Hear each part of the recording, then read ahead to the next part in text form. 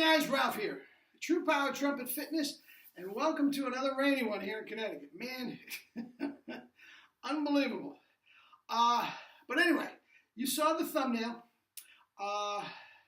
Blending, playing well with others. Sound like a kindergarten teacher filling out a report card, playing well with others. But it's an issue. There's absolutely no question about it. A lot of trumpet players don't sound like us. So, and that's a good thing, trust me. But anyway, let's do it. I have not played yet today. Let's see what we got.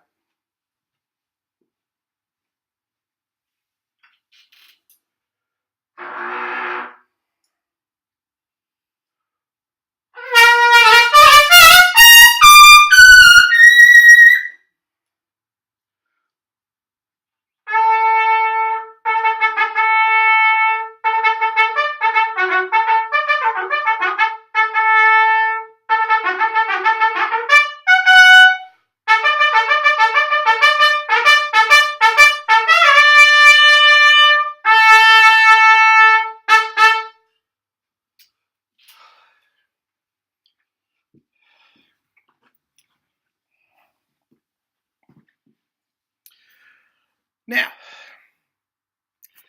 double C's and Mahler. We're so diverse here. Anyway, now, you notice those were very delicate, soft sections from Mahler's First Symphony, and I played the second trumpet part. Okay? Guys, you can blend with anybody. You absolutely can blend with anybody and still remain true power centered. You just can. Now here's the deal. And it's going to sound like a broken record, but the beauty of those mouthpieces are the sound is just so pure and concise. Guys, there is no problem playing with other people. I've told you many times we're having huge success in other symphony orchestras, and I don't play in a symphony orchestra, okay? So, you know, if you want to dismiss what I'm saying as somebody who doesn't know what he's talking about, I mean, I certainly did. Many operas and whatnot, but I'm not so far removed that I can't remember what it's like. But that tone, especially on a B-flat trumpet.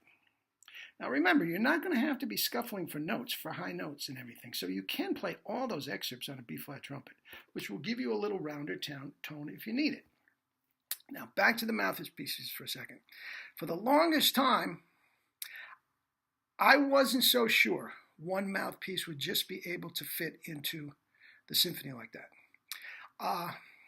The Jerry Callet mouthpiece did 90% of the stuff.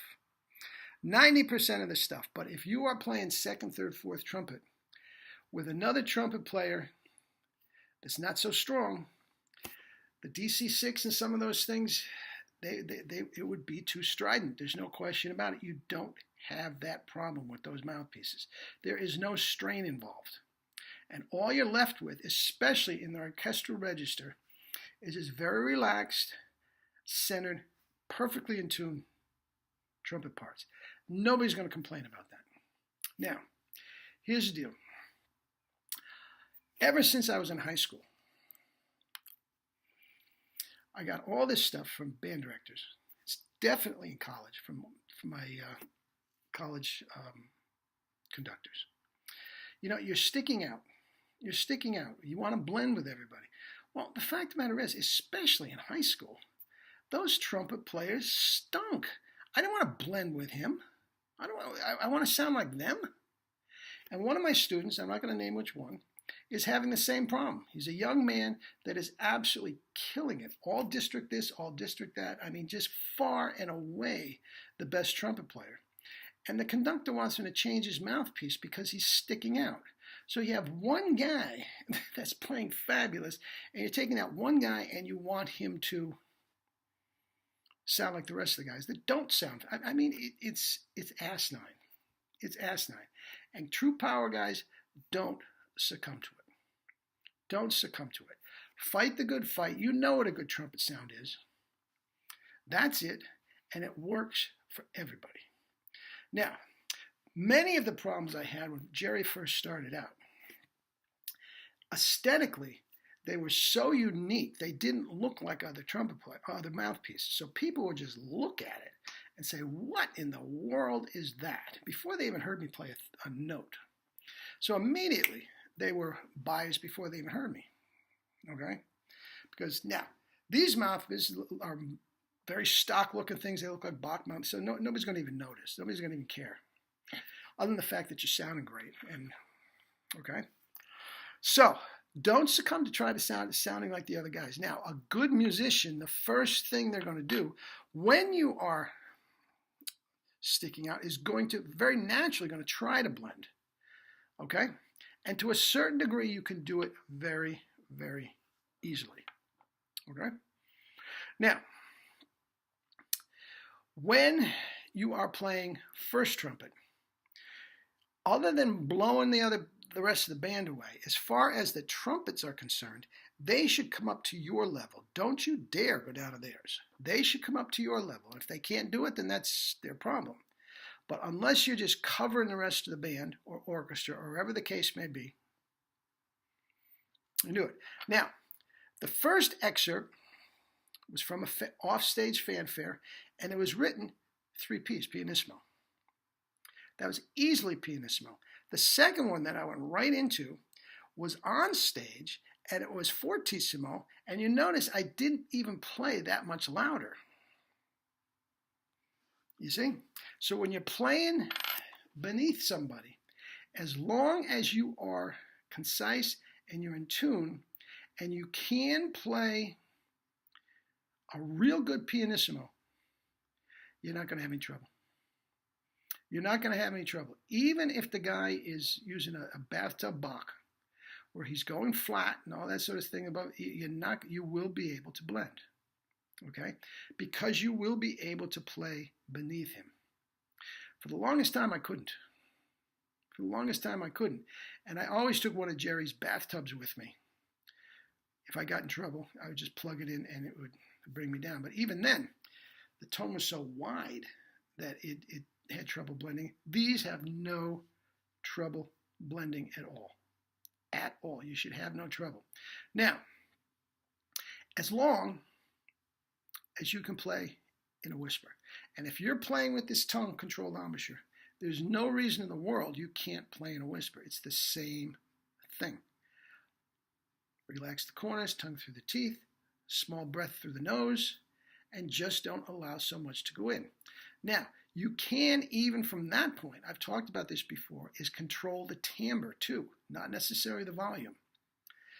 If you want a little wider tone, you're playing second trumpet, third trumpet, and you're still a little too piercing for the guy next to you. That doesn't make him right. But you can even, instead of firming up the tongue, just relax the tongue a little bit, and all of a sudden, boom, some of that edge and some of that sizzle is going to come off immediately, and you have no trouble. You have no trouble at all. And if you're playing the 1SB and you have the 1SS in your case, just plug in the 1SS and you don't miss a beat. You don't miss a beat. Listen, for the longest time, as I said, Art is an ardent, proponent of Jerry as that it was. The mouthpieces didn't always give you the all-around sound. These are extraordinary. That's why I'm so excited about them, as I do every single day almost, right up to a double C with no warming up, and then down to some lyrical thing, some precise little excerpt from you can play well with others. But listen, guys, keep the fundamentals going. Don't try to blend. I know it's easier said than done, what I'm about to say. Don't try to match somebody else's tone. Almost put blinders on, which is not the most musical thing. Headphones, right? One of those one of those cones that they put on the dogs when they don't want to, right? Just put those on and just focus on your, and I'm telling you, it will be fine. Now, a lot of times you have God only knows what playing first. As I said, if you're playing first, you're golden. Just don't blow away the conductor, and everybody else should come up to you if they're professional. Now, this is basically if you're playing second, third, or fourth. Okay? The guy sitting next to you will either be playing a Bach mouthpiece, where he might be able to play a high C, but will go flat. Okay? You can easily blend with him. You can bend so easily on those mouthpieces. Or you may have a guy that's playing, a Schilke, whatever, and is blasting his brains out. Okay? Now he's going to be out here, and you're going to be in here centered as can be. Okay? Don't succumb to it. Keep yourself centered. Don't start overblowing and blasting. All of a sudden, a half an hour into it, where'd your chops go? I'm telling you. I've been there, done that. Now, I made a very nice living for a long time playing everything from lead to principal in an orchestra, right down to the last chair. Okay? You have to be able to do both. And up until this mouthpiece came out how many months ago, I would not be able to make these claims, but I'm telling you, do it. Now, usually we do the bulk of our practice in a nice full tone, not blasting, but with a nice big full tone.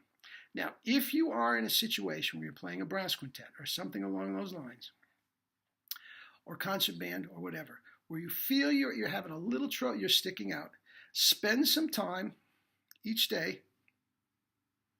playing in a whisper. Get your Clark stuff out and tongue the Clark. Just play it in a whisper. Take it up an octave. If you can play in a controlled whisper, that you absolutely can with true power, up to a high C, you have no trouble blending at all. No trouble blending at all. But don't try to take away from your playing to blend with somebody that's not as good as you.